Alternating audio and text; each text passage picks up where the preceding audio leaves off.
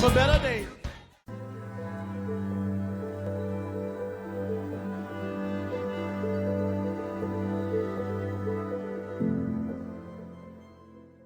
J'aimerais nous inviter à prendre nos Bibles. Nous allons lire dans le livre de Luc, chapitre 18, verset 1 au verset 8. On connaît tous l'histoire de la veuve et du juge inique. La parole de Dieu nous dit, Jésus leur dit une parabole pour montrer qu'ils devaient toujours prier sans se décourager. Il dit, il y avait dans une ville un juge qui ne craignait pas Dieu et qui n'avait d'égard pour personne. Il y avait aussi dans cette ville une veuve qui venait lui dire « Rends-moi justice contre ma partie adverse ». Pendant longtemps, il refusa, mais ensuite il se dit « Même si je ne crains pas Dieu et n'ai d'égard pour personne, puisque cette veuve me fatigue, je vais lui rendre justice afin qu'elle ne vienne pas sans cesse me déranger. » Le Seigneur ajouta « Écoutez ce que dit le juge injuste. Et Dieu ne fera-t-il pas juste à ceux qu'il a choisis et qui crient à lui jour et nuit? Les fera-t-il attendre? Je vous le dis, il leur fera rapidement justice. Mais quand le Fils de l'homme viendra, trouvera-t-il la foi sur la terre? Amen. La définition la plus simple que l'on peut donner à la prière, c'est la communication avec Dieu, le fait de parler avec Dieu, celle de rester en communion avec lui, ou encore d'exprimer un même langage ou d'entretenir une relation avec lui.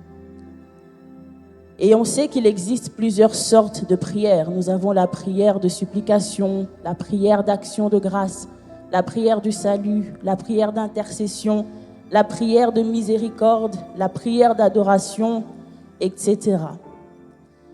Et Éphésiens nous le confirme. Dans Éphésiens 6, 18, la Bible nous dit « Faites en tout temps par l'Esprit toutes sortes de prières. » Donc ici, il confirme qu'il existe plusieurs sortes de prières et il insiste « et de supplication ».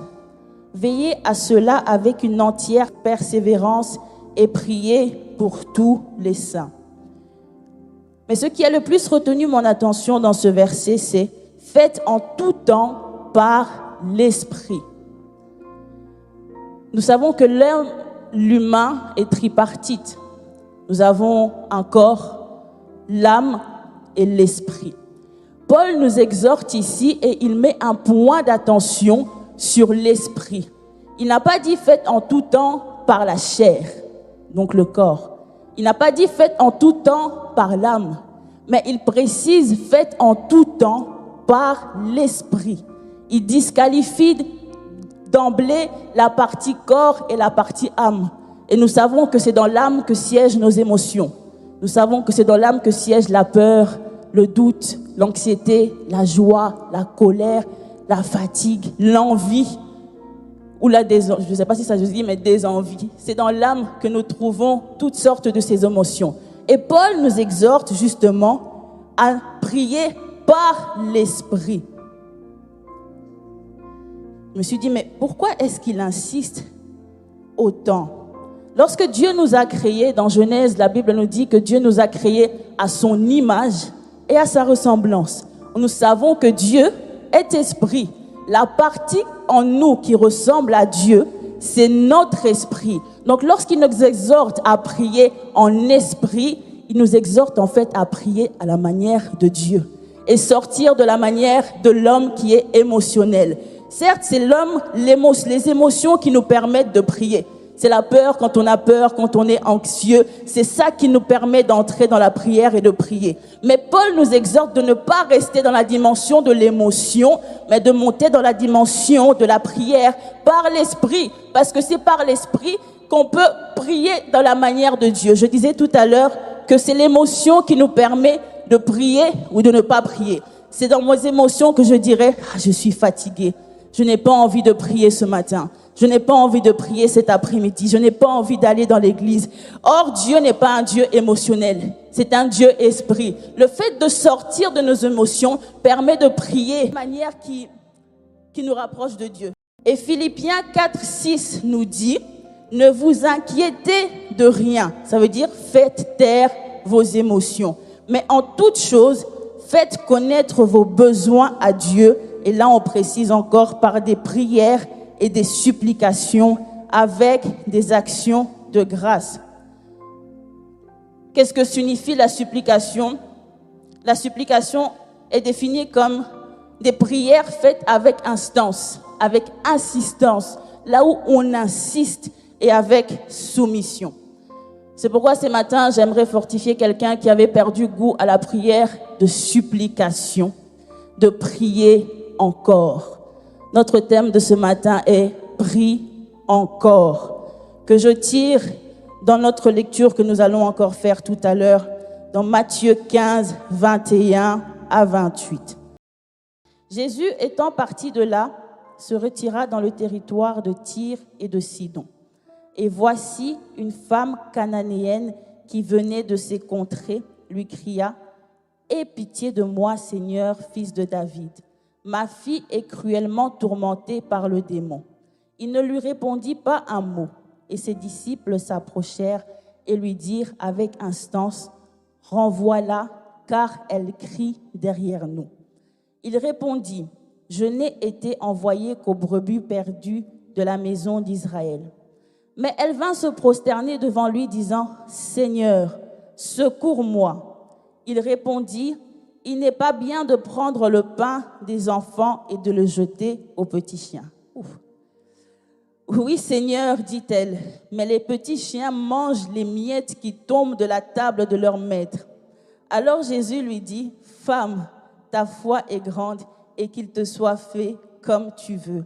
Et à l'heure même, sa fille fut guérie. Amen. Prie encore. Cette femme est un exemple de persévérance dans une requête que l'on fait à Dieu.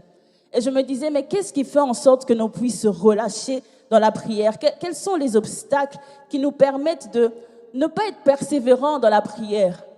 Le premier obstacle, c'est nous-mêmes. Dans une situation qui a tellement duré longtemps, nous savons quelle est la puissance de Dieu, nous savons que Dieu est capable de tout. Mais lorsqu'une situation perdure tellement longtemps, on a tendance à baisser les bras, puisqu'on ne voit aucune issue de secours. On peut prier de temps en temps en disant, bon, je vais prier lundi. Tous les lundis, je consacre un temps pour prier pour cette situation.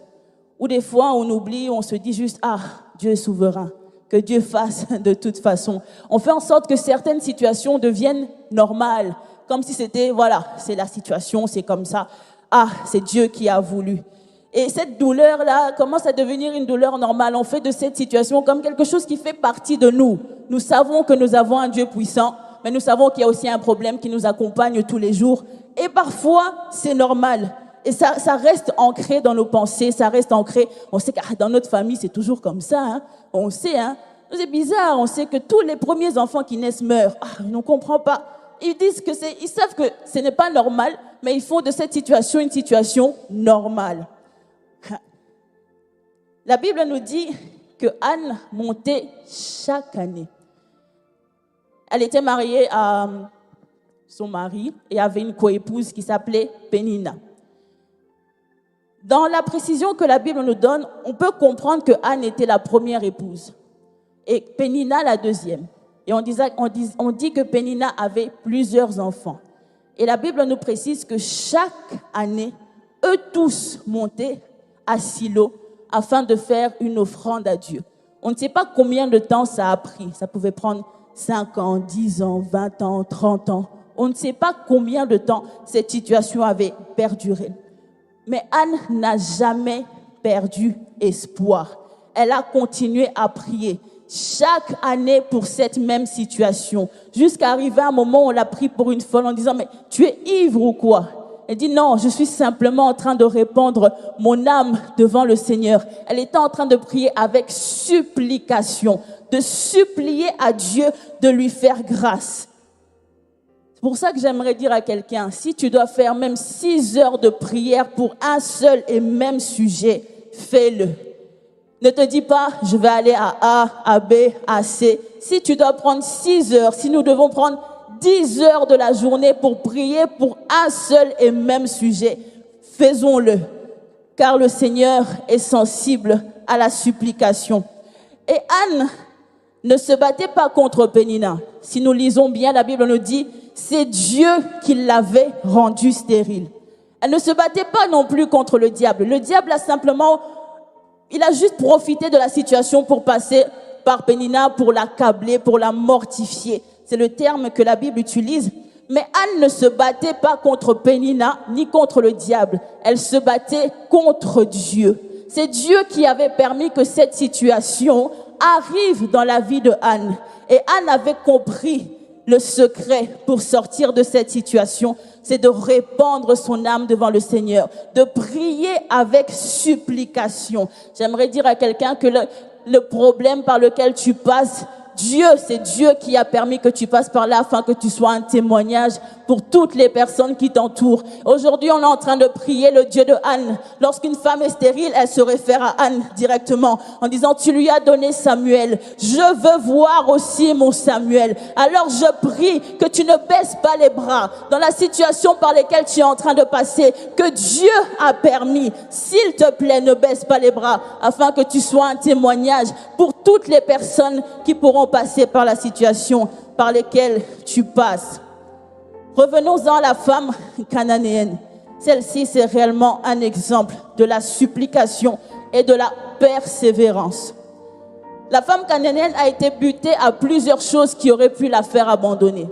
Première fois, elle vient vers Dieu et dit, « Fils de David, aie pitié de moi. » Jésus la voit, mais ne répond pas. Première chose. Tu peux commencer à prier, tu pries, tu dis, Seigneur, s'il te plaît, sors-moi de cette situation. Dieu t'entend, mais il ne te répond pas. Parfois, nous, en tant qu'humains émotionnels, qu'est-ce qu'on dira?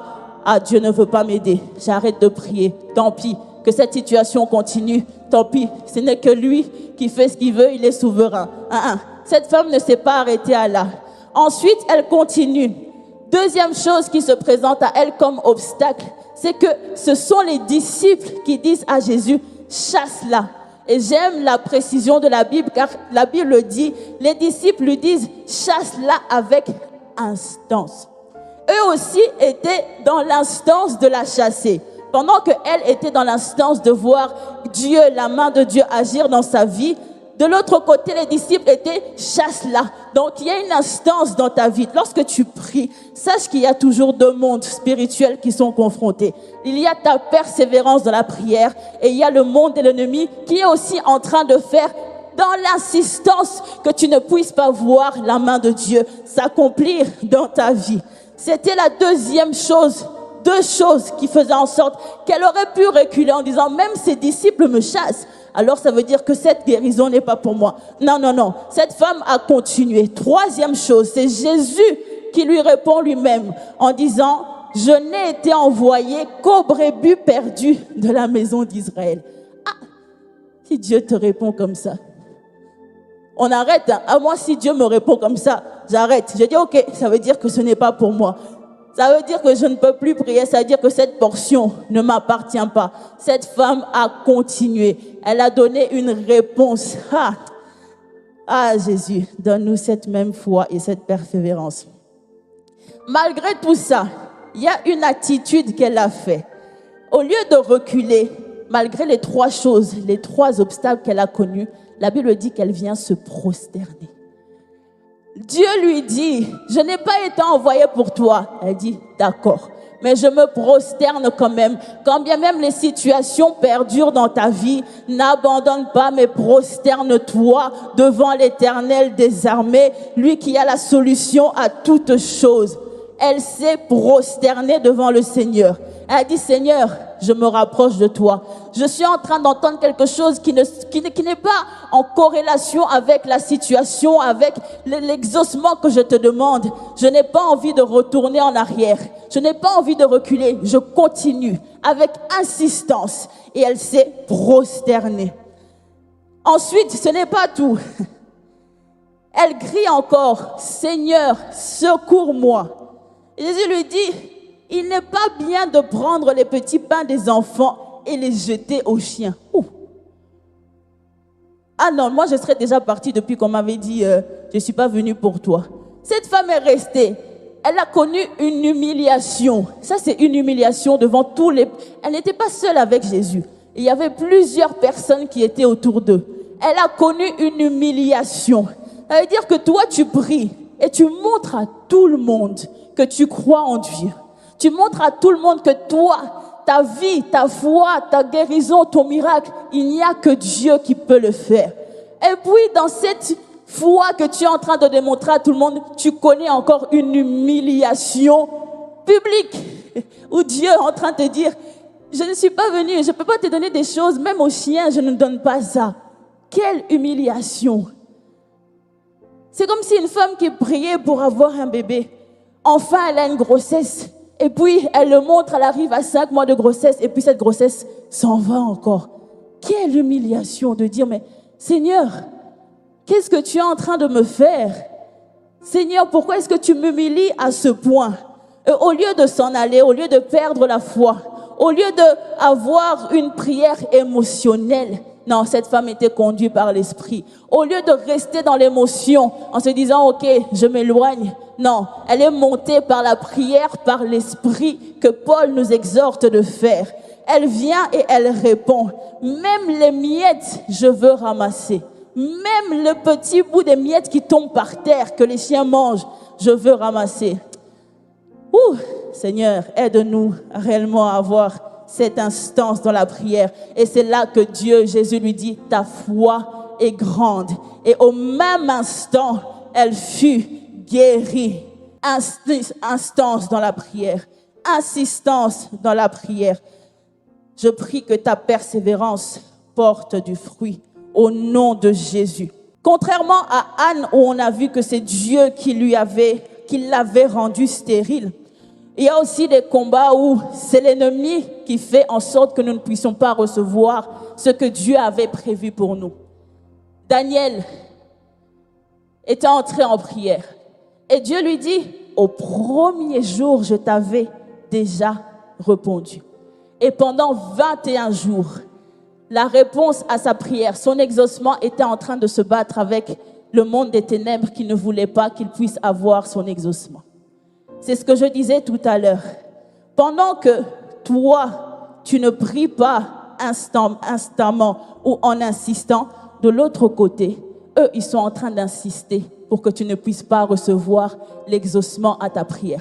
Donc si tu veux, je vais m'inclure, si nous voulons rester assis en priant de temps en temps, restons assis en priant de temps en temps. Mais de l'autre côté, tous les jours, avec insistance, ils sont en train de faire en sorte que nous ne puissions pas recevoir l'exaucement de notre prière. Si Daniel, aujourd'hui on parle de 21 jours parce que c'était 21 jours. Ce n'est pas une question de jours, mais c'est une question de persévérance. Je pense que s'il fallait que ça fasse 40 jours, Daniel aurait attendu 40 jours afin de voir la main de Dieu.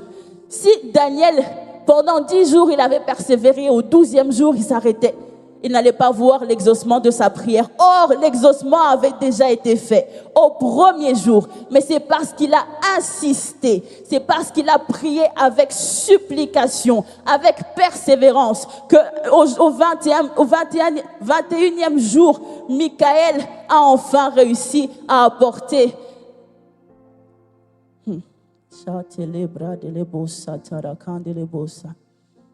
Seigneur Jésus, je ne sais pas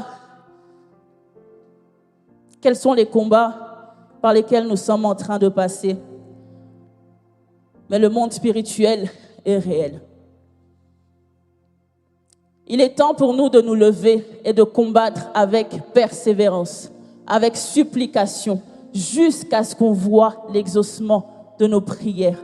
Quand bien même ça prendra 1 mois, quand bien même ça prendra 1 année ou 5 ans, ne baissons pas les bras, car le Seigneur nous a déjà donné l'exaucement de notre prière. C'est simplement les situations qui font en sorte que nous ne pouvons pas les mettre, que nous ne pouvons pas voir ces choses de notre propre vue, car le monde spirituel est réel.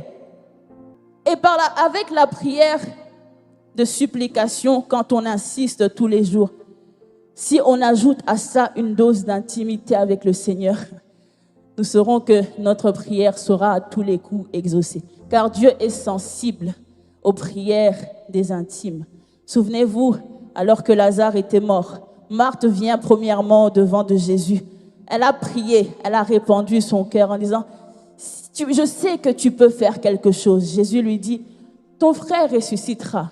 Et elle dit, oui, je sais qu'il ressuscitera le dernier jour.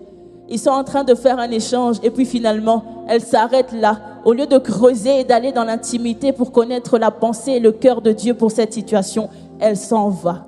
Or, il y avait une Marie, celle qui s'asseyait aux pieds de Jésus lorsqu'il venait pour donner la bonne nouvelle, celle qui avait le cœur de Dieu. Elle s'approche de Dieu, elle s'approche de Jésus. Elle dit exactement la même chose. Et la Bible nous dit que Jésus frémit au-dedans de lui.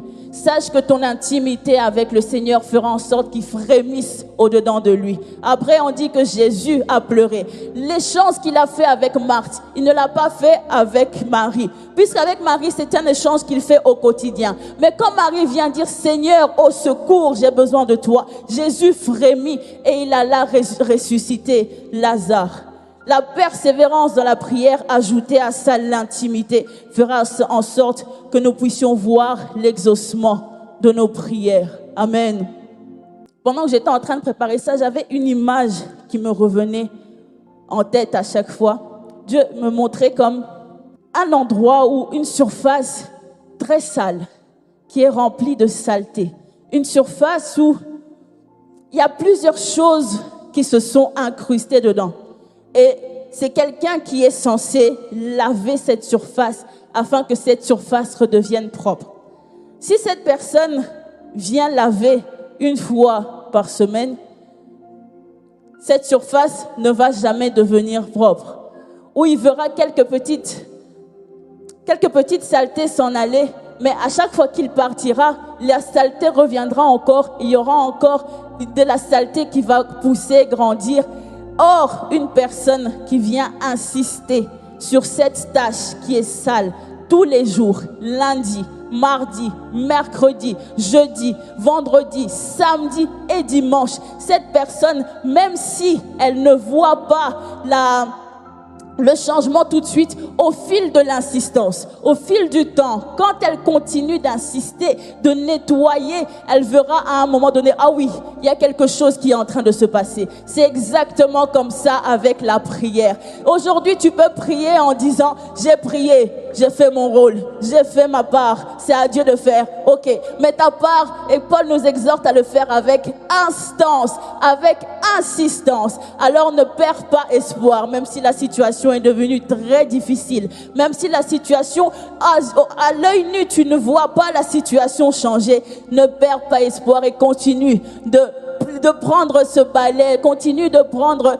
cette serpillière, continue de prendre cette chose qui te sert de nettoyer. Nettoie tous les jours afin de voir les résultats ensuite à l'œil nu. Que Dieu nous aide à prier avec instance. Ce n'est pas facile.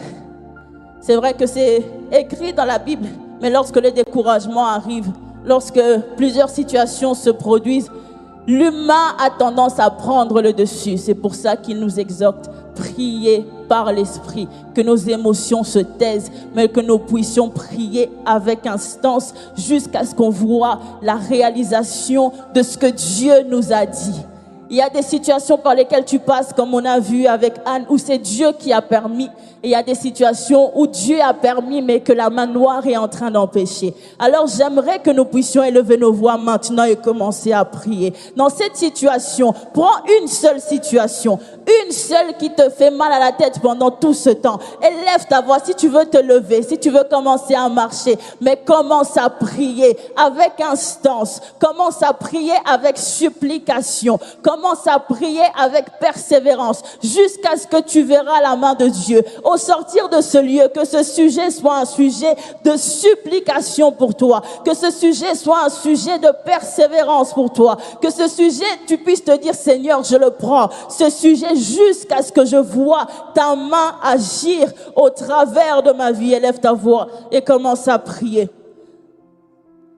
Alléluia. Seigneur Dieu, nous te prions ce matin. Nous te prions cet après-midi, car nous savons que tu es capable de tout.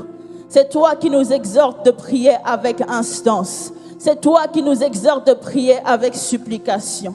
Parce que tu sais, éternel mon Dieu, que cette situation ne pourra jamais perdurer. Mais en priant avec insistance, tu es celui qui est capable de nous faire rentrer à Canaan, dans cette terre promise que toi, tu avais déjà prévue et préparée pour nous. Seigneur, nous prions ce matin que tu puisses ouvrir les écluses des cieux. Nous prions ce matin que tu puisses agir. Je prie que tu puisses agir dans la vie de tes enfants qui sont réunis en ce lieu. Je prie que tu puisses agir dans la vie, dans cette situation qui a tellement duré. Tu connais, éternel, toutes choses. Tu sais quelles sont ces situations qui nous empêchent de dormir. Tu sais quelles sont ces situations qui nous font mal à la tête. Tu sais quelles sont ces situations qui nous font mal à l'estomac. Tu sais quelles sont ces situations qui parfois nous font perdre la foi. Mais ce matin, nous avons résolu de revenir à tes pieds et de prier avec insistance. Nous avons résolu de revenir à tes pieds et de prier avec instance. Là où l'ennemi n'a pas honte d'insister pour que je ne reçoive pas ma bénédiction, je n'aurai pas non plus honte d'insister afin de la recevoir. Il s'agit d'un combat spirituel. Je me lève ce matin car j'ai compris la réalité des choses et je vais prier avec insistance jusqu'à ce que je verrai l'accomplissement de la promesse que tu m'as faite, jusqu'à ce que je verrai l'accomplissement de l'exaucement que j'attends de toi. Je prierai comme Habakkuk, je dis, je me tiens à mon poste jusqu'à ce que je vois l'accomplissement que tu as prévu. J'attendrai, car tu dis, tôt ou tard, elle finira par s'accomplir. Alors je prie, lève-toi, puissant guerrier, lève-toi et combat pour nous, lève-toi et combat pour nous dans ces situations, Jésus. Oh mon Dieu, quand bien même les situations pourront nous accabler, quand bien même il y aura plusieurs choses qui pourront nous faire reculer, je prie que notre foi ne soit pas ébranlée. Je prie que nous puissions insister, même si la situation à l'œil nu semble nous montrer que tout est en train d'aller à l'encontre de ce que nous demandons. Seigneur, que notre foi ne soit pas ébranlée, que notre foi ne soit pas ébranlée, que notre foi ne soit pas ébranlée, mais que nous puissions continuer à insister, à nous prosterner, à croire en toi, à croire en ta toute puissance, à croire à ce que tu es capable de faire.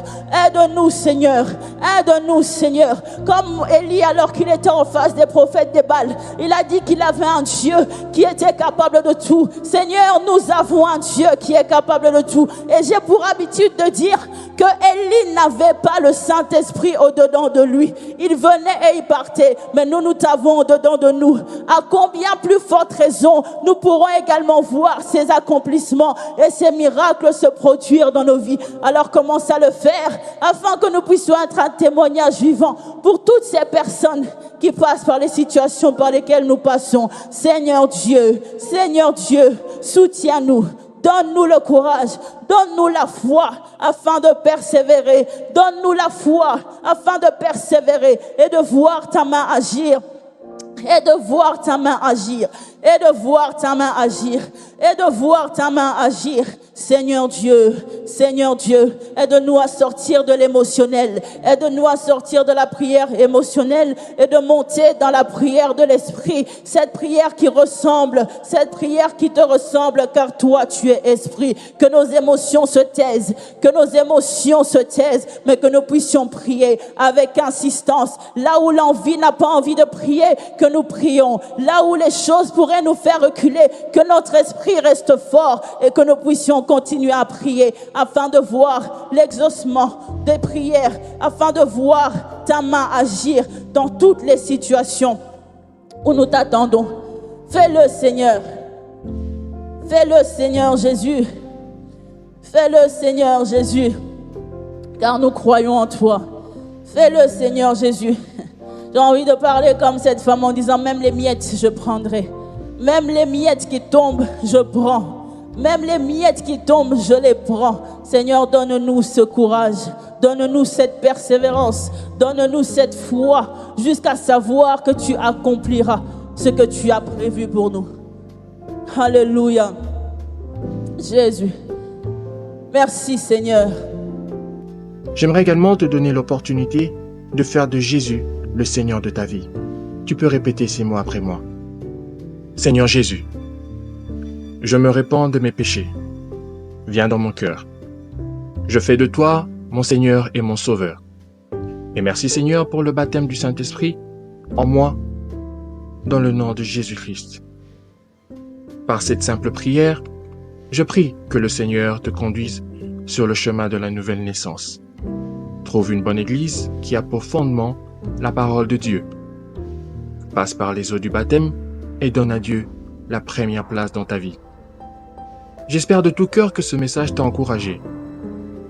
Si tu connais quelqu'un qui pourrait être également encouragé par ce message, s'il te plaît, envoie-le lui. Édition Le Corps du Christ, ensemble. Nous publions des courtes méditations tous les mardis et vendredis.